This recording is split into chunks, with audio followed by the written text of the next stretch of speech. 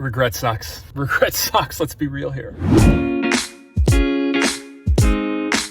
You and I have felt this feeling of regret of what could have been. We had a moment, we had a window of opportunity to showcase courage after something that we wanted, something we desired, but we played small, and we chose to hide, and we chose to be invisible. We've all been there.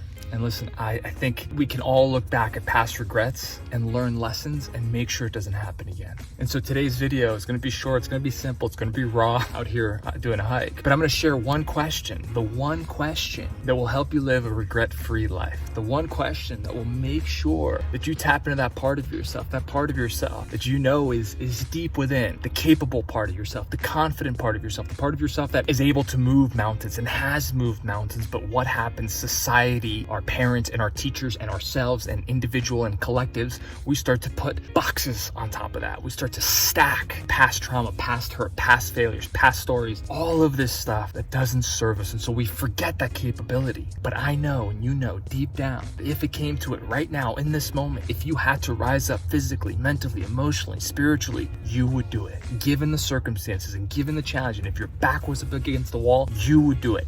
That's the truth about you. But we so often we slide into comfort. Get to the question time. So here's the question. Every single day, every choice, every decision is an opportunity to ask this question. Now, why does this matter? Because what is life but a set hundreds of thousands of choices and decisions, macro, micro, everything in between, on a daily basis. And so ultimately our decisions are taking us closer to where we want to be or further away, closer to our truth or further away. So here's the question. Every time you get presented with an opportunity, whether it's a glass of water to drink, a cocktail, come to Starbucks for this, an event, a graduate degree, whatever it is, getting married, you ask a simple question. What would the version of myself who has accomplished and created and is living the thriving life that I so desire, what would that person? So you got to know that. You got to take yourself to that place. For me, it's my 45-year-old self. I just go to that place and I see him and I recreate the image in my mind and I bring it back down to today and I ask, what would he do? And this is how you can use your future wisdom from your highest self, not the self from the past, not even the self from the present, because that's limited, but the future self who's out there, who knows what you're capable of. And you can make a decision today in alignment with that. That, my friends, is how we collapse the vision. Because in the personal development world,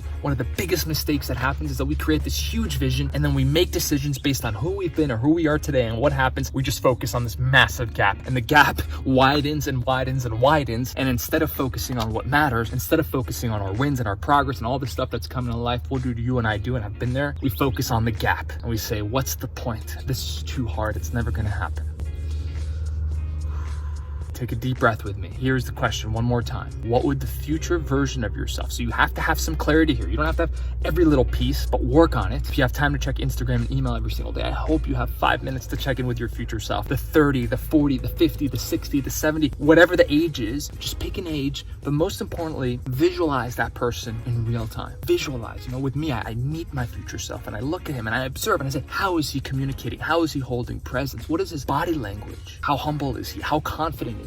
What kind of wisdom does he have? How does he look at people? How does he hold all of these things? How does he make decisions in business and life? We take that future self, your future self, and we bring it down to right now.